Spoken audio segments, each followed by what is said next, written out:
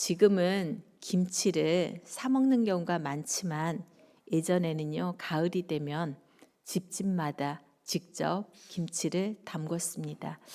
저도 어릴 때는 할머니 엄마와 함께 김장을 담갔던 기억이 있습니다. 어머니가 배추를 절이고 또 양념을 버무릴 때 아이들도 곁에서 돕습니다. 처음에는 서툴잖아요. 그런데 그 과정을 보면서 우리가 자연스럽게 배워 나중에는 우리들도 김장을 하게 됩니다. 신앙도 이와 같다는 생각이 들었습니다. 부모 세대가 믿음의 삶을 보여줄 때 자녀 세대는 그것을 보며 배우며 믿음이 이어집니다. 사실 우리가 할 수 있는 것은 이것밖에 없다는 생각도 들었습니다.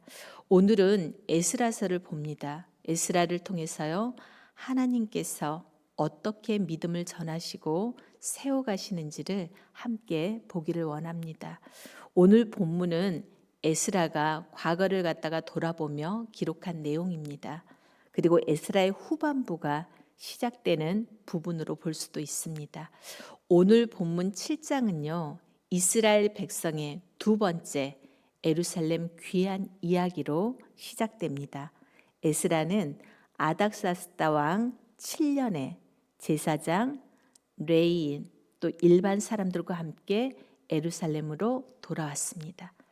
두 번째 귀환 역시도요, 첫 번째 귀환과 마찬가지로 모든 가정이 하나님의 주도적인 인도하심과 은혜로 이루어졌음을 알 수가 있습니다. 이 일을 통해서 하나님이 하시는 일은 언제나 형통하다는 것을 우리는 볼 수 있습니다. 에스라서의 전반부의 중심인 인물과 내용은요, 뭐였죠? 스룹바벨이었잖아요, 중심 인물이. 그 다음에 그 주된 내용은요, 성전 건축이었습니다. 근데 에스라서의 후반부는 어떤 내용이냐면 에스라가, 우리가 지금 읽었던 에스라가 중심 인물로 나옵니다. 그리고 말씀은요, 공동체를 다시 세워가는 그러한 이야기를 중심으로 전개가 됩니다.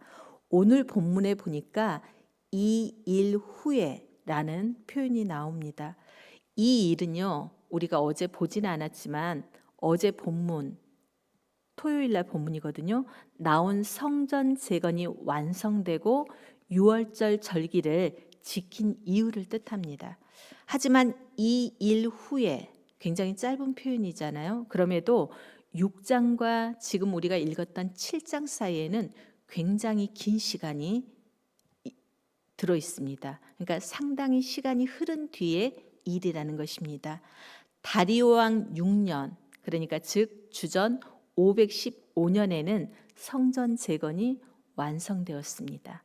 그런데 에스라가 등장하는, 어떤 왕이 등장하죠? 에스라 시대에는 아닥사스다 왕이 등장합니다. 이 시대는 주전 458년입니다. 그래서 그 성전이 완성된 그 시점에서 458년을 빼면은 약 57년이 나옵니다. 거의 사실은 60년이 지난 뒤의 일이라는 것입니다.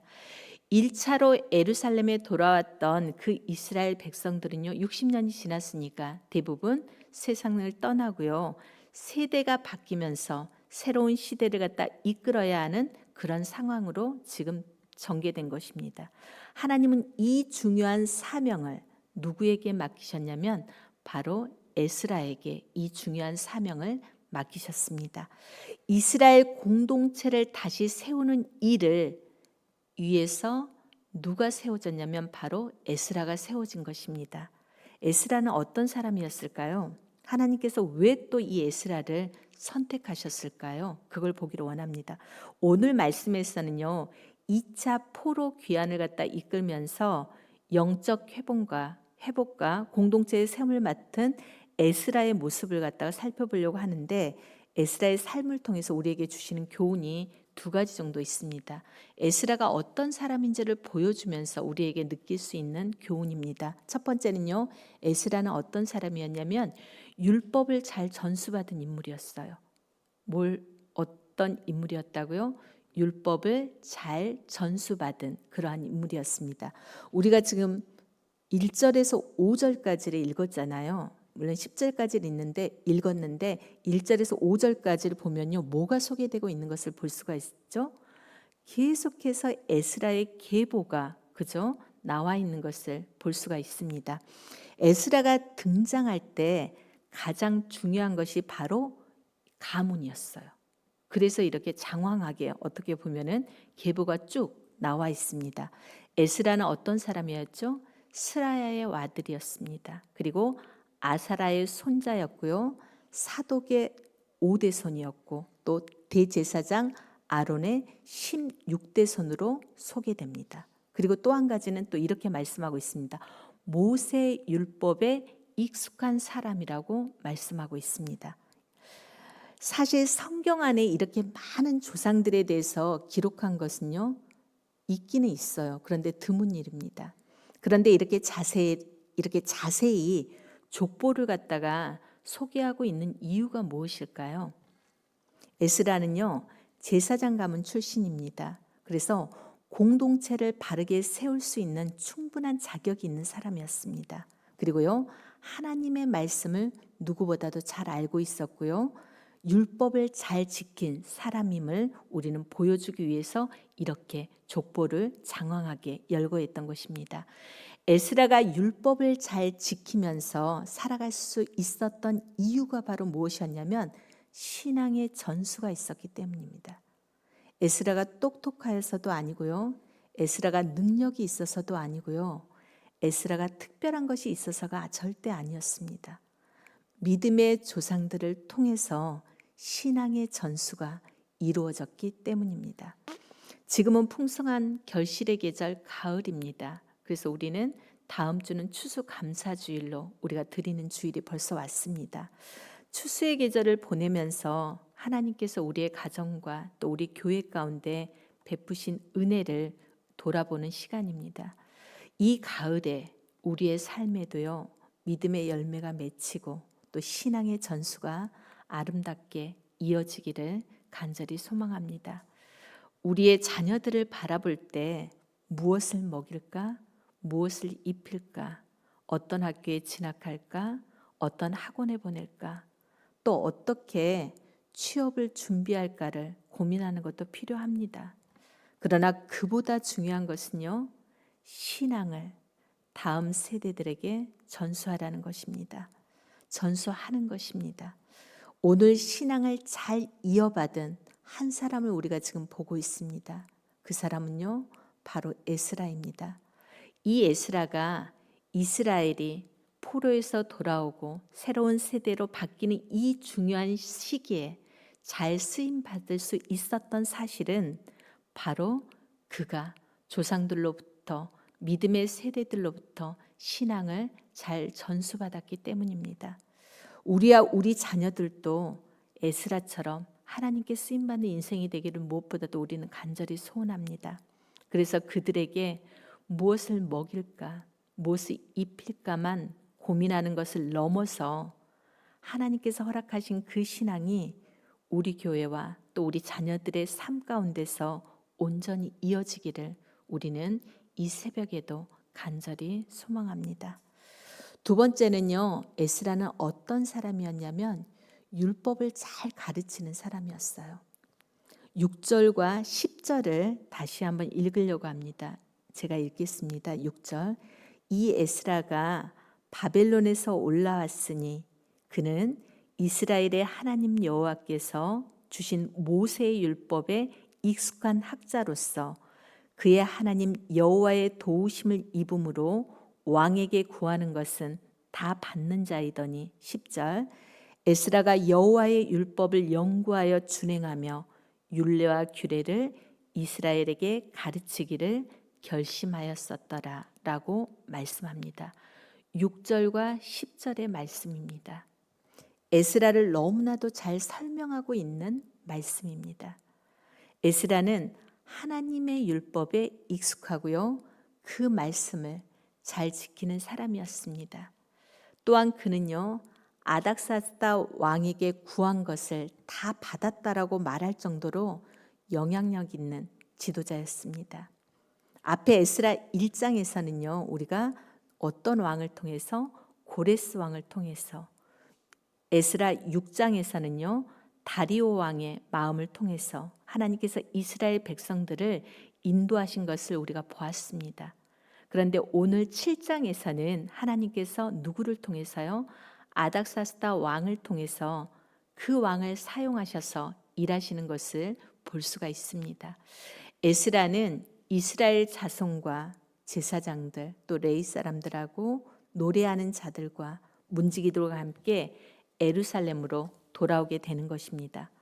바벨론을 떠나서 4개월 만에 사실은 예루살렘에 도착하였습니다. 그러니까 바벨론에서 예루살렘까지는 보니까 약 1600km라고 합니다. 그래서 그 1600km를 갖다가 지나 오려면은 4개월 정도가 소요되는 시간입니다. 어떻게 보면 굉장히 긴 여정이었습니다. 그리고 4개월의 시간이 지나게 된 것을 우리는 또 볼 수가 있죠. 그렇게 긴 시간 동안 이동하였음에도 불구하고요, 무엇을 경험하였습니까? 9절 말씀에 이렇게 쓰여져 있습니다. 하나님의 선한 손에 도우심을 받았다고요. 하나님의 선한 손에 도우심을 받아서 에스라가 이들을 예루살렘까지 잘 인도할 수 있었던 것입니다. 하나님의 선한 손에 도우심을 받는 우리들이 되기도 소원합니다. 그래서 선한 손에 도우심을 받아서 예루살렘에 도착한 에스라는요, 무엇을 하기로 결심했다고 오늘 말씀에 나와 있습니까? 9절에 나와 있죠. 아니 10절에 나와 있죠. 에스라가 여호와의 율법을 연구하여 준행하며 율례와 규례를 이스라엘에게 가르치기로 결심하였다라고 말씀하고 있습니다. 에스라는 바벨론에서 예루살렘까지 제가 아까 1600이라고 했나요? 죄송해요. 수정할게요. 1500km입니다. 1500km의 그 긴 여정을 4개월 동안 지나오면서 광야를 지나서 돌아왔습니다. 그는 이 과정에서 단순히요, 잘 먹고 잘 사는 법, 농사를 갖다 잘 짓는 법, 가축을 잘 돌보는 법, 전쟁을 잘하는 법을 가르치려 한 것이 절대 아닙니다. 그렇다면 에스라는 무엇을 가르치려고 했다고요? 바로 하나님의 뜻을 가르치기로 마음먹습니다. 다시 말해서 하나님의 말씀을 그들에게 가르치기로 결심한 것입니다. 하나님께 쓰임받는 인생이 되기 위해서는요, 하나님의 뜻을 잘하는 인생이 되어야 되겠죠. 하나님의 뜻을 잘하는 인생이 되기 위해서는요, 무엇을 해야 되냐면 당연히 하나님의 말씀을 우리가 깨달아야 됩니다. 근데 하나님의 말씀을 깨닫기 위해서는요, 하나님의 말씀을 알아야 되겠죠. 그리고 하나님의 말씀을 연구하고 묵상해야 되는 것입니다. 그로 인해서 우리는 하나님의 뜻을 알 수 있기 때문입니다.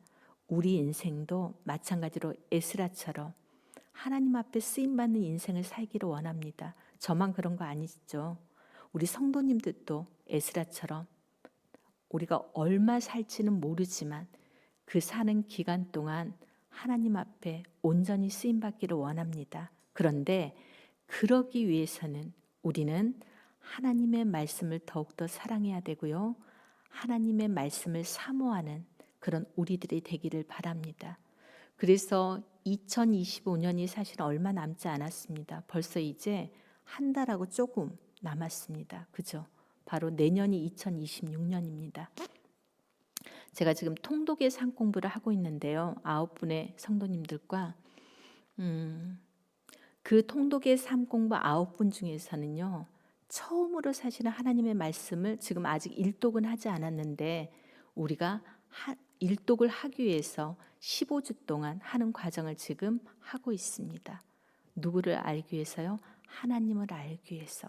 그리고 지금까지 한 번도 사실은 일독을 해보지 않으신 분들도 있습니다. 그렇게 많은 시간을 신앙생활을 했음에도 불구하고요, 저에게도 굉장한 유익이 됨을 저는 고백합니다. 그런데 우리 성도님들도 물론 통독의 삶은 끝납니다. 올해 안으로 끝나지만은 그분들은 일기는 내년에 이독을 목표로 계속 나갈 것입니다. 그리고 2027년에는 또 이독이니까 모두 3독을 하게 되는 거잖아요. 그럼 2027년에는 오독을 합니다.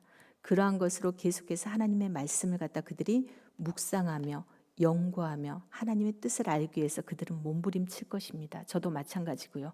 근데 하나님께 쓰임 받기 위해서는 반드시 우리에게 필요한 것은 말씀입니다. 말씀을 알아야지만 하나님의 뜻을 알 수 있기 때문입니다. 그래서 우리는 연구하고 묵상하는 일을 게을리해서는 안 될 것입니다. 하나님께서 이스라엘의 새 지도자를, 새 시대를 이끌 지도자를 누구를 세웠습니까? 에스라를 세웠습니다. 그리고 우리가 분명히 기억해야 될 사실은 그가 왜 세워졌는지를 오늘 본문을 통해서 우리는 알 수가 있었습니다. 하나님의 말씀 우리는 연구하고요. 하나님의 말씀을 사랑하는 우리들의 삶이 되기를 주님의 이름으로 축복합니다. 말씀을 맺겠습니다. 오늘 에스라를 통해서 2차 포로 귀환이 이어지는 것을 볼 수가 있습니다. 하나님께서는 말씀을 사랑하고 말씀을 잘 지킨 에스라를 가문을 통해서요. 새로운 시대를 이끌 인물을 세우신다는 것을 보여주십니다. 바라기는 우리의 가정이, 우리의 삶이 말씀을 소중히 간직하고 말씀을 열심히 연구하는 삶이 되기를 소망합니다. 그 말씀을 사랑하고 율법을 잘 지키며 그 말씀에 순종하는 인생이 될 때 하나님께서 우리의 인생을, 우리의 자녀들의 인생을 이 시대에 꼭 필요한 사람으로 세우게 되실 줄 믿습니다. 그래서 가정 안에서 말씀을 더욱 사랑하고 신앙의 전수가 일어나는 우리의 가정이 또 우리의 삶이 되기를 주님의 이름으로 축복합니다. 우리 이 시간 함께 기도하기를 원하는데요. 기도 제목은 3가지입니다. 첫 번째는요. 하나님의 말씀을 우리가 잘 간직하며 묵상하는 인생이 되게 하여 주시옵소서. 두 번째는요. 그 말씀을 가르치고 선포하는 에스라와 같은 인생이 되게 하여 주시옵소서. 또 마지막으로는요. 오늘 드려지는 예배를 위해서 기도하기를 원합니다. 또 특별히 예배 가운데 오늘 또 세례식이 진행이 됩니다. 그 세례식을 위해서도 함께 한 마음으로 기도해 주기를 원합니다. 우리 이렇게 3가지 기도 제목을 붙들고 우리가 주님 앞에 나아가는 시간이 되기를 원합니다. 기도하시겠습니다.